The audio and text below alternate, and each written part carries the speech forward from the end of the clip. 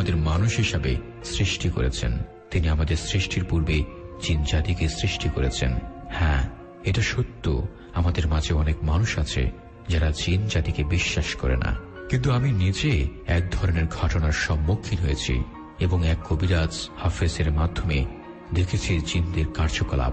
হাফেজের পরিচয়টা একটু বলে রাখা ভালো।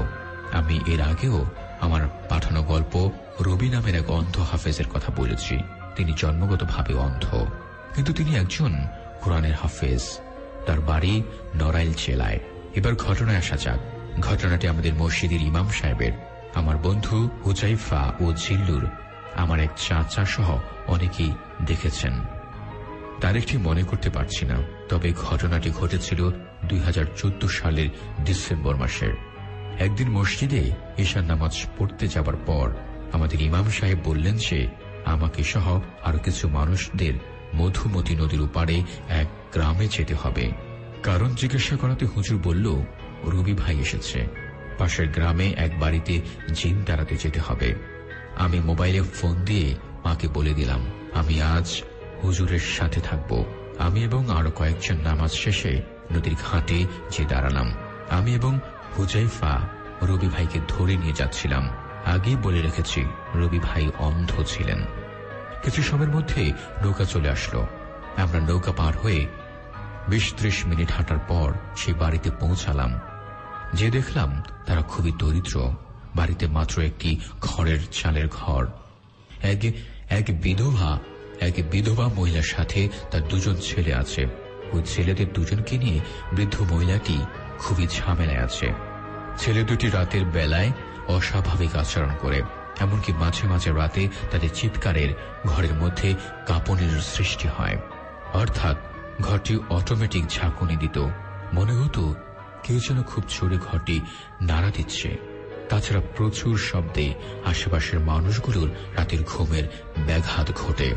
একথা শোনার পরে রবি ভাই বললেন একটা রুম ফাঁকা করে দিতে ওই ঘরে, এবং কিছু বাঁশের কাঁচা মোটা কঞ্চি কেটে আনতে ও কিছু দড়ির জোগাড় করতে। কিছু সময়ের মধ্যে সবকিছু ঠিক করার পর আমরা ঘরের মাঝে গিয়ে বসলাম। রবি ভাই বলল ঘরের হারিকেনের আলোটা কিছু কমিয়ে দিতে। আলো কমিয়ে দেওয়ার পর রবি ভাই ওই 2জনকে সামনে বসালো। তারপর কোরআন মসজিদের সূরা জিনের কিছু আয়াত পড়তে শুরু করলেন। তাছাড়া অন্যান্য দোয়াও পড়া শুরু করলো। তাদের এক ভাইয়ের মাঝে অস্বাভাবিক আচরণ শুরু হলো। সে তখন জোরে চিৎকার করে রবি ভাইকে বলল, তুই কেন এসেছিস? রবি ভাই তখন বলল, তুই অতি দ্রুত চলে যা, না হলে তোকে মেরে শেষ করে দেব। এভাবে তাদের মাঝে অনেক বাক বিতণ্ড শুরু হয়। একের পর এক পর্যায়ে অনেকক্ষণ চলতেই থাকে। শেষে তাদের মধ্যে বড় ভাইটি বলে, এই কানা, তোর কারণে আগে একবার এক জায়গা থেকে চলে যেতে বাধ্য হয়েছিলাম, আজও চলে যেতে বাধ্য হচ্ছি। আমি একে ছেড়ে চলে যাচ্ছি, একে আর কোনোদিন বিরক্ত করব না। এ কথা বলার পর বড় ভাই অজ্ঞান হয়ে যায়। তাকে সবাই সরিয়ে নিয়ে যাওয়া হয়। তার জ্ঞান ফেরার পর সে বলে তার কি হয়েছিল, মানে তার কিছুই মনে নেই। এবার 2 ভাইকে দোয়া দিয়ে ফুঁ দেওয়া হয়, কিন্তু কিছুতেই কাজ হচ্ছিল না। বড় ভাইয়ের জিন সারানো গেলেও ছোট জনের জিন হাজির করা সম্ভব হচ্ছিল না। রবি ভাই চিন্তা করল অন্য কোনো পদ্ধতি গ্রহণ করতে হবে। জিনের সর্দারকে হাজির করতে হবে, তার মাধ্যমে এটাকে সরাবে। তাই রবি ভাই তার সামনের জায়গা কিছুটা ফাঁকা করে নিল এবং সবাইকে ভয় পেতে নিষেধ করল। কিছু সময়ের মধ্যে ঘরের মধ্যে বিকট শব্দ করে কিছু একটা প্রবেশ করল এবং ভাঙা ভাঙা গলায় কেউ একজন বলল, আমাকে এখানে ডেকেছিস কেন? তার গলা শুনে মনে হচ্ছিল খুবই বৃদ্ধ একজন ব্যক্তি। তখন আবারও সে বলল, কিছু বললে তাড়াতাড়ি বল, কেননা ঘরটা খুবই নাপাক, যেখানে সেখানে প্রস্রাবের গন্ধ। কথাটা শুনে সকলেই অবাক হয়ে যায়। তখন বাড়ির বৃদ্ধ মহিলাটিকে জিজ্ঞেস করা হয় এই ব্যাপারে।